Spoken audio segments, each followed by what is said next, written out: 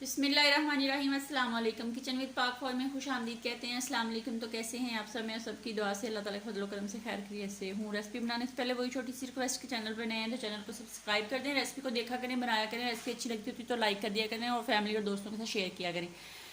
तो आज मैं बना रही हूँ शामी कबाब, मटन चने की दाल वाले। तो उसको बनाने के लिए हमें किन किन चीज़ों की ज़रूरत है उनका लिंक मैं डिस्क्रिप्शन बॉक्स में भी डाल दूँगी, तो आपको बता भी देती हूँ। आधा किलो मैंने चने की दाल ली थी जिसको मैंने रात भिगो दिया था। तो और दूसरे नंबर पे मैंने 1 किलो बोनलेस मटन लिया है। ये देखें, इसमें हड्डी नहीं है। इस तरह का साफ 1 किलो मैंने ये लिया है। और एक बड़ी साइज़ की प्याज थी, उसको मैंने बारीक चॉप काट लिया है। और एक बड़ा टमाटर था, उसको मैंने 4 हिस्सों में काट लिया है। आप चाहें तो वैसे पूरा साबुत डाल लें या 2 पीस डाल लें। 3 सब्ज़ मिर्चें हैं और 2 टुकड़े मेरे पास अदरक के हैं, वो आप देख सकते हैं। और मेरे पास तकरीबन 5-6 जवे जो हैं वो लहसुन के हैं। और खड़े मसाले हैं सारे, जो बड़ी इलायची, छोटी इलायची, दालचीनी और काली मिर्चें।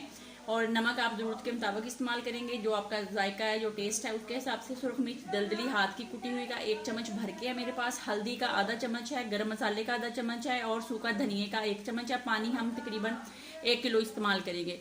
तो सबसे पहले क्या करेंगे आइए आपको बता देते हैं। यहाँ पे मैंने ले लिया है कुकर। सबसे पहले हम इसके अंदर अपना मटन डाल देते हैं। बिस्मिल्लाहिर्रहमानिर्रहीम डाल के इसके अंदर हम अपने तमाम जो चीज़ें काटी हुई हैं, टमाटर, प्याज, सब्ज़ मिर्च, लहसुन और अदरक, इनको डाल देते हैं। डालने के बाद इसके अंदर हम जो अपने तमाम स्पाइसी पाउडर मसाले हैं और खड़े मसाले हैं वो डाल देते हैं। बाद लोग जो हैं वो मलमल के कपड़े में इसकी गठली बना के डालते हैं, तो ऐसा कोई इशू नहीं होता, आप लोग वैसे भी डाल सकते हैं। तो और अब जो ये दाल है इसका पानी मैंने 2-3 दफ़ा साफ़ कर लिया है। ये साफ़ पानी है, इसको मैं इसके अंदर डालती हूँ। बिस्मिल्लाहिर्रहमानिर्रहीम। तो अब मैं जो दूसरा पानी है इसको थोड़ा कम डालूंगी क्योंकि मैंने चने की दाल वाला पानी भी डाल दिया है।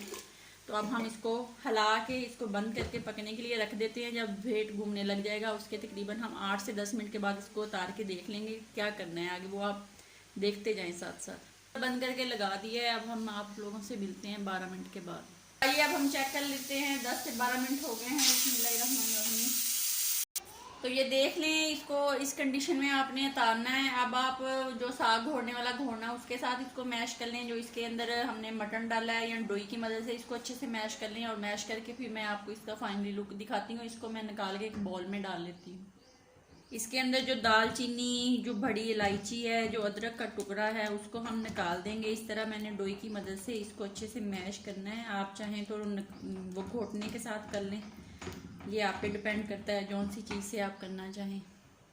ये देख लें, मैंने उसका बैटर जो है सारा निकाल के बॉल में डाल लिया। यहाँ पे 3 या 4 अंदर ब्रेड के स्लाइस हैं, इनको मैं चॉपर में डाल के बारीक पीस लूँगी और वो इसके अंदर डालूंगी और 2 अंडे डालूंगी। तो आइए पहले हम ब्रेड को पीस लेते हैं। आप चाहें तो साइडे वाले किनारे उतार लें, लेकिन मैंने नहीं उतारने, में सारा कुछ ही डालूंगी इसके अंदर। कुछ लोग हैं जो इस वक्त पे आके इसके अंदर प्याज भी डालते हैं, धनिया भी डालते हैं और पता नहीं क्या क्या डाल लेते हैं, लेकिन वो लंबे अरसे तक आप महफूज नहीं कर सकते। यानी कि 8 दिन के बाद भी निकाल के आप फ्राई करोगे तो उसके अंदर से एक अजीब सी स्मेल आएगी। तो इसलिए जो भी डालना हो उसको पकाते वक्त डाल लें।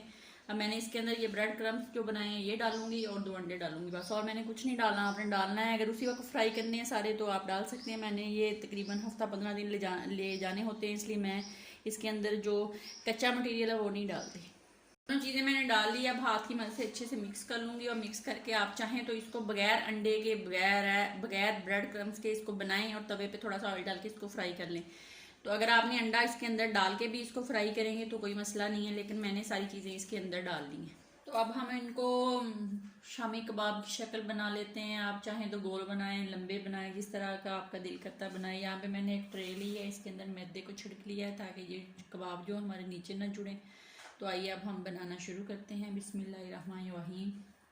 इस तरह छोटे छोटे लेते जाएं और इसको गोल करते जाएं और जिस शेप में बनाने हैं जनाब आप बना लें। मैंने कोई गोल बनाऊंगी, कोई थोड़े लंबाई की शक्ल में बनाऊंगी।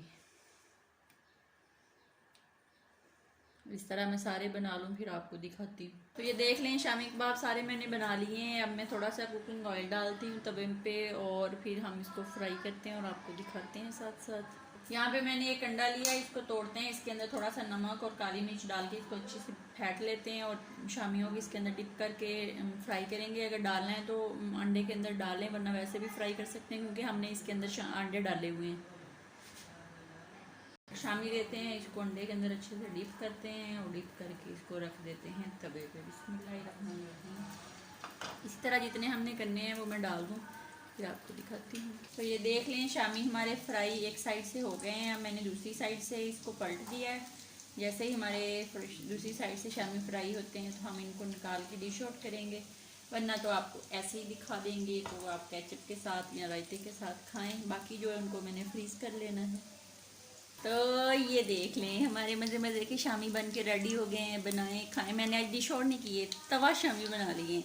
तो केचप से खाएं, रायते से खाएं, जैसे आपका दिल करता है वैसे खाएं। अपना बहुत ज़्यादा ख्याल रखें, खुश रहें, दुआओं में याद रखें। ज़िंदगी रही तो फिर मिलेंगे, तब तक के लिए इजाज़त दीजिए। अल्लाह हाफिज़।